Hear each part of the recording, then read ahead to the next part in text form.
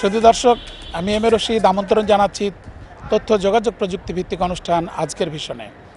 এই অনুষ্ঠানের মাধ্যমে তথ্য যোগাযোগ প্রযুক্তির বিভিন্ন বিষয়সমূহকে সর্বস্তরে জনগণের মাঝে ছড়িয়ে দিয়ে একটি প্রযুক্তি মনস্ক জ্ঞানভিত্তিক সমাজ বিনির্মাণে অবদান রাখা আমাদের লক্ষ্য। আমাদের এবারের বিষয় হাইটেক পার্ক রাজশাহী। দর্শক, আসুন আমরা দেখি হাইটেক পার্ক রাজশাহী এ অঞ্চলের মানুষের স্বপ্ন পূরণে কতটা ভূমিকা রাখতে পারে।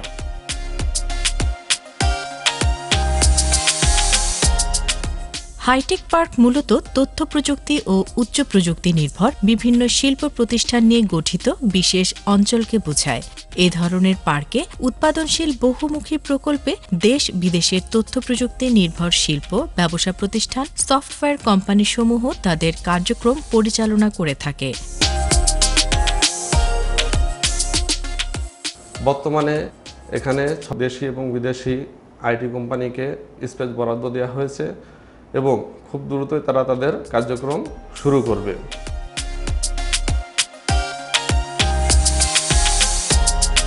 পার্ক ইতোমধ্যে সবার নজর কেড়েছে। এর নির্মাণ কাজ পুরোপুরি শেষ হবে 2025 সালে। পার্কটিতে সিলিকন টাওয়ার এর কাজ দ্রুত গতিতে এগিয়ে চলেছে। নির্মাণ কাজ শেষ হলে এটি দেশের কর্মসংস্থান বিকেন্দ্রীকরণে মাইলফলক হয়ে উঠবে। ইনফোটেকের এখন আমরা যে কাজগুলো করছি, সফটওয়্যার ডেভেলপমেন্ট আছে, ওয়েব ডেভেলপমেন্ট আছে, এগুলো তো আছে, গ্রাফিক ডিজাইন আছে। এরপরে হচ্ছে আমরা বড় বড় ইন্টারন্যাশনাল ই-কমার্স যেগুলো আছে, অ্যামাজন, ওয়ালমার্ট, ইবে, target.com। সো আমরা এইসব ই-কমার্সের স্টোর ম্যানেজমেন্টের টোটাল ওয়ার্কসটা আমরা করি।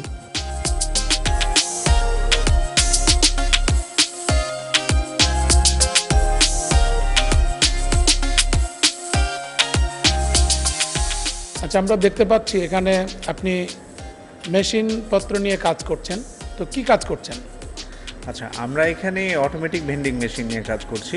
আমাদের ভেন্ডিং মেশিনের যে সুবিধাটা হলো যে কেউ যদি কোনো চিপস, বিস্কিট বা জুস এইরকম কোনো কিছু নিতে চায়, তাহলে আমাদের ভেন্ডিং মেশিনের সামনে যে সে যদি চিপস নিতে চায়, চিপসটা সিলেক্টেড করার পরে তাকে অনলাইন পেমেন্ট করতে বলা হবে এবং সেই অনলাইন পেমেন্ট যখন তার কমপ্লিট হয়ে যাবে তখন আমাদের মেশিন অটোমেটিক্যালি চিপসটা তাকে প্রোভাইড করবে।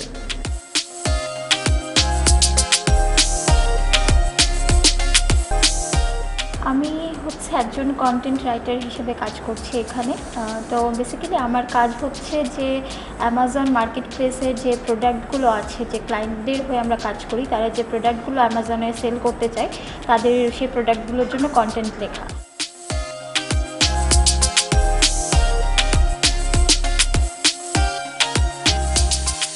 আমাদের এই পর্যন্ত আমাদের যেমন সল্টপটেরই একটা 1000 পিস অর্ডার আছে, সি শেপ টেবিল যেটা, এটা আমাদের 15,000 পিস আমাদের অর্ডার আছে। আর এই টাইপের মোটামুটি 1000-2000 করে এটা অর্ডার থাকেই আমাদের প্রতি মাসে। পার মান্থ কত ডলার এক্সপোর্ট করেন?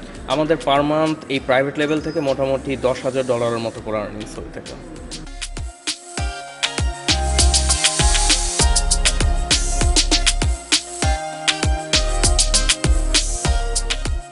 কি ধরনের কাজ হচ্ছে এখানে? আমাদের এই সেক্টরটা মেইনলি আমরা কাজ করি অ্যামাজন FBA নিয়ে, প্রাইভেট লেভেল সার্ভিস প্রোভাইড করি। মেইনলি USA বেসড যারা আমাদের ক্লায়েন্ট আছেন তাদের অ্যামাজনের যাবতীয় যা ব্যবসা সেটা আমরা এখান থেকে পরিচালনা করে থাকি। হাইটেক পার্কের প্রেমিসেস ব্যবহার করছেন? জি। তো এখানে কি কোনো আপনাদের আরও কিছু এক্সপেকটেশন আছে? এখানে হাইটেক পার্ক আমাদেরকে যে সুবিধাগুলো দিচ্ছে সেটা আমরা অবশ্যই মনে করি যে অনেক বেটার একটা এনভায়রনমেন্ট, এই কারণে যে এত কনসাইজ যে প্লেসটা আছে, আমরা এত সুন্দরভাবে এখানে নিজেদের কার্যক্রম পরিচালনা করতে পারি এবং যে ধরনের ফ্যাসিলিটিসগুলো পেয়েছি, হয়তো আমরা বাইরে এর চেয়ে 4-5 গুণ টাকা খরচ করেও এই ধরনের এনভায়রনমেন্টটা আমরা নিয়ে আসতে পারতাম না। এবং কাজের ক্ষেত্রে এনভায়রনমেন্টটা অনেক বেশি গুরুত্বপূর্ণ একটা ভূমিকা পালন করে।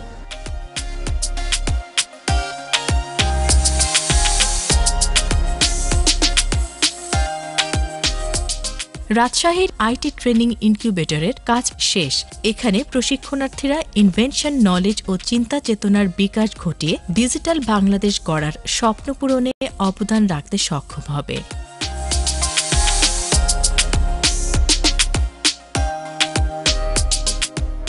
বর্তমানে এখানে নতুন উদ্যোক্তাদের বেশ কিছু কাজের সুযোগ সৃষ্টি হয়েছে। কয়েকটি স্টার্টআপ কোম্পানি কাজ শুরুও করেছে। কর্মমুখর হয়ে উঠেছে রাজশাহী অঞ্চলের ডিজিটাল স্বপ্ন দেখা তরুণ তরুণীদের পদচারণায়।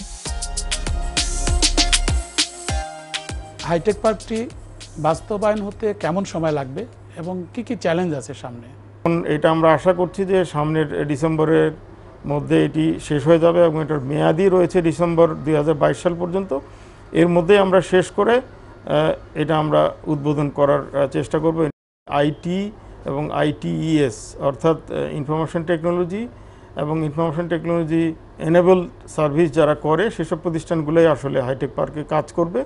সেখানে আপনারা লক্ষ্য করবেন যে ফার্মগুলো কাজ করছে তারা আউটসোর্সিংয়ের মাধ্যমে সফটওয়্যারের কাজ করে, বিভিন্ন সফটওয়্যার ডেভেলপ করে, বিদেশি কোম্পানিতে কাজ ধরে সেখান থেকে ফরেন আর্নিং হয় এবং যেটা আমাদের ইকোনমিতে অনেক ভূমিকা রাখছে। আইটি খাতে বিদেশি বিনিয়োগ বৃদ্ধি এবং দেশি চাহিদামূলক ও অপরিহার্য সেক্টরটি হল সফটওয়্যার শিল্প।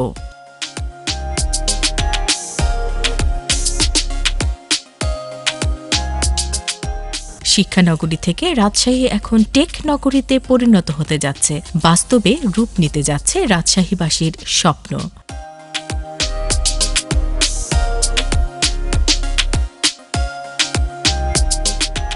রাজশাহীর যুবক সমাজ এবং বিশেষ করে আমাদের ইয়াং ছেলেমেয়েরা যারা শিক্ষিত তারা তাদের ব্যক্তিগত পর্যায়ে এবং প্রাতিষ্ঠানিক পর্যায়ে আমাদের এই হাইটেক পার্কের মাধ্যমে তারা বিভিন্ন ধরনের অ্যাপস তৈরি করছে এবং বিভিন্ন আউটসোর্সিংয়ের কাজ করে তারা হাজার হাজার কেউ লক্ষাধিক টাকা কিন্তু মাসে উপার্জন করছে। এবং সেক্ষেত্রে আমরা জেলা প্রশাসনের পক্ষ থেকে এবং আইসিটি বিভাগ থেকে, আমাদের বিসিক থেকে, আমাদের যুব উন্নয়ন অধিদপ্তরের মাধ্যমে বিভিন্ন যেগুলি আমাদের ন্যাশন বিল্ডিং ডিপার্টমেন্টগুলি রয়েছে, আমরা সমন্বিতভাবে এ সকল উদ্যোক্তাদেরকে বহুমুখী প্রশিক্ষণের মাধ্যমে আমরা তাদেরকে বিশ্ব বাজারে যাতে তারা তাদেরকে সেল করতে পারে এবং তাদের যে পেশাগত দক্ষতা এবং উন্নয়নের মাধ্যমে তারা একটা কম্পিটিটিভ মার্কেটে তারা ভ্যালু অ্যাড করতে পারে, সেজন্য আমরা কাজ করছি। এবং এক্ষেত্রে সবচেয়ে বেশি যেই গুরুত্বপূর্ণ ভূমিকাটা পালন করছে আমাদের আইসিটি বিভাগ এবং আইসিটি অধিদপ্তর। তারা আমাদের এই রাজশাহী জেলায় তারা একটি দৃষ্টিনন্দন একটি হাইটেক পার্ক স্থাপন করার মাধ্যমে আমাদের এই অঞ্চলের ছেলে মেয়েদেরকে তাদের যে তথ্য প্রযুক্তির বিকাশের ক্ষেত্র প্রসারিত হয়েছে, একই সাথে তথ্য প্রযুক্তিকে ব্যবহার করে আমাদের পর্যাপ্ত এবং সম্ভাবনাময় একটি এমপ্লয়মেন্ট অপরচুনিটি ক্রিয়েট হয়েছে। বাংলাদেশ হাইটেক পার্ক কর্তৃপক্ষ তথ্য প্রযুক্তি শিল্পের জন্য আন্তর্জাতিক মানের অবকাঠামো বা স্থাপনা প্রতিষ্ঠা করে থাকে। এ সকল স্থাপনায় তথ্য প্রযুক্তি ব্যবসায়ের অনুকূল ও টেকসই পরিবেশ এবং তথ্য প্রযুক্তি নির্ভর শিল্পের ইকোসিস্টেম তৈরি করা হয়, যাতে সেবাসমূহ ওয়ান স্টপ সার্ভিসের মাধ্যমে সম্পন্ন করা যায়।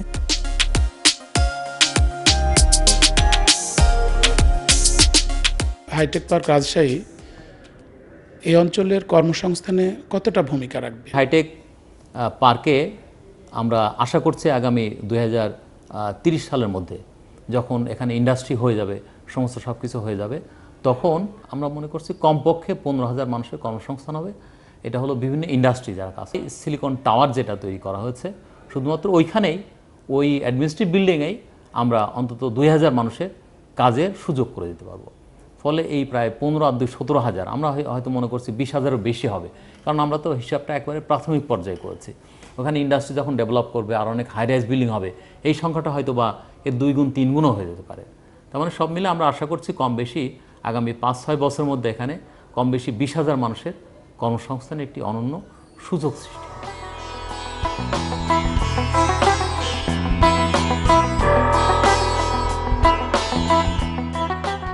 দেশি বিদেশি বিনিয়োগ আকর্ষণ করতে বাংলাদেশ হাইটেক পার্কে প্রতিষ্ঠিত কোম্পানিগুলোর জন্য সরকার বিশেষ প্রণোদনা সুবিধা দিয়ে আসছে। এসব সুবিধার আওতায় হাইটেক পার্ক রাজশাহীও ব্যাপক ভূমিকা রাখতে সক্ষম হবে।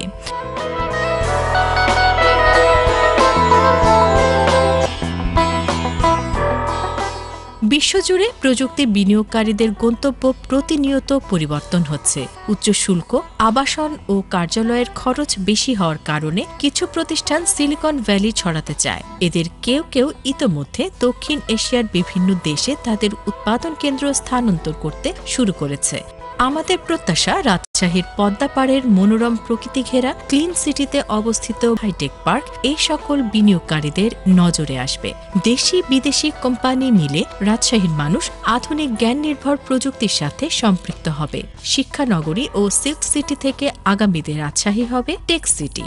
বাস্তবায়নের পথে রাজশাহী হয়ে উঠবে স্মার্ট রাজশাহী, আর দেশ হবে স্মার্ট বাংলাদেশ। দর্শক, দেখতে দেখতে আমরা অনুষ্ঠানের শেষ পর্যায়ে পৌঁছে গেছি। আজ এই পর্যন্তই। আগামীতে তথ্য যোগাযোগ প্রযুক্তি নতুন কোনো বিষয় নিয়ে আবার হাজির হব। আপনারা মতামত জানিয়ে লিখতে পারেন এই ঠিকানায় ajkervision@gmail.com। আপনারা ভালো থাকুন, সুস্থ থাকুন, নিরাপদে থাকুন। আল্লাহ হাফেজ।